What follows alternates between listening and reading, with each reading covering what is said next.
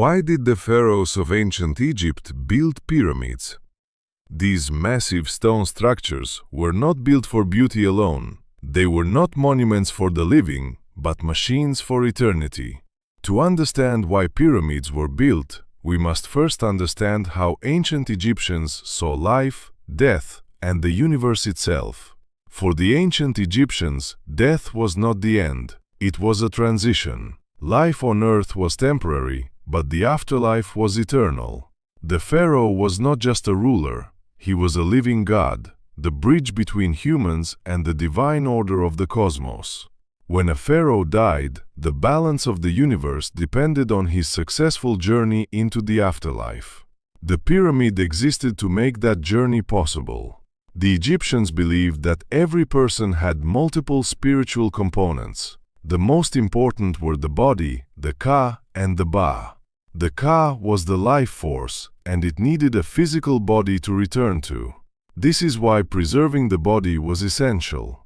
If the body was destroyed, the soul would wander forever. The pyramid was built to protect the pharaoh's body for all eternity, sealed away from decay, animals, and grave robbers. But protection was only part of the purpose. The pyramid was also a symbol of resurrection. Its shape was deeply symbolic. The pyramid represented the Benben stone, the first mound of earth that rose from the primordial waters at the creation of the world. Just as the sun god Ra emerged from chaos, the pharaoh would rise again after death. The pyramid's sloping sides were seen as a staircase or ramp for the soul to ascend into the sky and join the gods. Location mattered as well. Pyramids were built on the west bank of the Nile, the side associated with death and the setting sun. Every evening, the sun died in the west, only to be reborn in the east the next morning. The pharaoh followed the same cosmic cycle.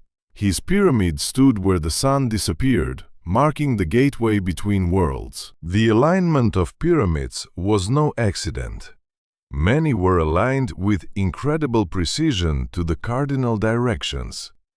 Some shafts inside the pyramids appear to point toward specific stars, especially those associated with immortality.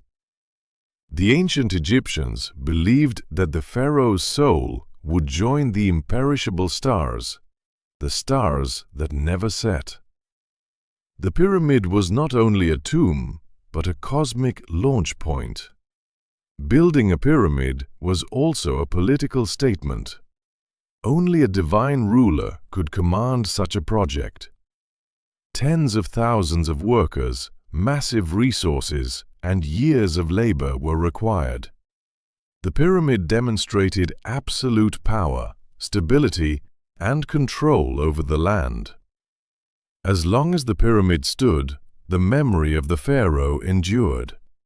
Even in death, he ruled. Pyramids also reinforced social order. The construction united the population under a single sacred purpose. Farmers worked during the Nile's flood season. Craftsmen shaped stone, priests oversaw rituals, and engineers planned every detail. Everyone had a role in securing the pharaoh's eternal life, and in doing so, they believed they were maintaining order in the universe itself. Early pyramids were not perfect. The first attempts, like the step pyramid of Djoser, showed experimentation. Later pyramids, including the bent pyramid, revealed mistakes and adjustments. Over generations, Egyptian builders refined their techniques, culminating in the Great Pyramid. Each pyramid was the result of accumulated knowledge, belief, and experience. The cost was enormous, but to the Egyptians it was necessary. Without a proper tomb, the pharaoh's spirit could fail its journey. If that happened, chaos could return to the world. Floods might fail, crops could die, and the gods could turn away. Building a pyramid was not a luxury. It was an act of survival for the entire civilization. By the time a pharaoh began his reign, plans for his pyramid were already underway. It was a lifelong project, because eternity required preparation. The pyramid was the final and most important act of a god-king's life, designed to outlast time itself. And yet, despite all this effort, the pyramid was never meant to be entered again. Once sealed, it became sacred space, frozen in time. What mattered was not the living who looked upon it, but the soul traveling through it, ascending, transforming, and becoming divine. Over time, the meaning of pyramids went even deeper than protection and symbolism. They were carefully designed spiritual systems meant to guide the pharaoh through the dangers of the afterlife. Ancient Egyptian texts describe the journey after death as long, dangerous, and uncertain. The soul had to pass trials, gates, and divine judges. The pyramid was built as a controlled environment where this journey could begin safely, guided by rituals, spells, and cosmic order. Inside the pyramid, walls were once filled with sacred texts and inscriptions meant to assist the pharaoh's soul. These spells were not decoration, they were instructions. They told the soul what to say, where to go, and how to avoid destruction. Without these words, the soul could be lost forever. The pyramid became a silent guide, sealed in stone, ensuring that the pharaoh would never forget his path. The immense effort to build pyramids was also rooted in fear, not just fear of death, but fear of chaos. The ancient Egyptians believed the universe existed in a fragile balance called Ma'at. Order, truth, and harmony had to be maintained constantly. The pharaoh was responsible for this balance even after death.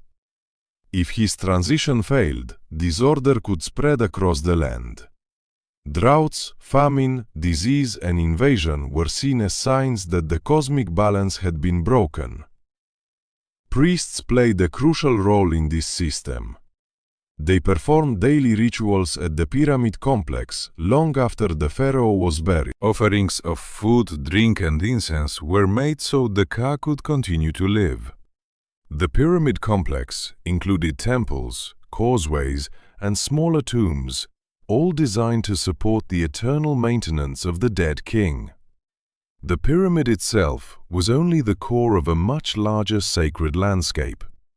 As time passed, the power of pyramids also became symbolic rather than purely functional. Later pharaohs wanted to associate themselves with the greatness of their ancestors. Building a pyramid was a way of claiming legitimacy. Even if resources were limited, the form itself carried divine authority. However, the cost of pyramid building was immense, and Egypt slowly changed. By the end of the Old Kingdom, economic pressure, political fragmentation, and changing religious beliefs made pyramid construction less practical. New ideas about the afterlife emerged. Instead of reserving eternal life only for the pharaoh, religious texts began to include nobles and eventually common people. The afterlife became more accessible, and the pyramid lost its exclusive power. Pharaohs began to build hidden tombs instead, carved deep into the Valley of the Kings. These tombs were concealed, protected by secrecy rather than scale. The pyramid, once the ultimate symbol of eternal rule, became a relic of an earlier age.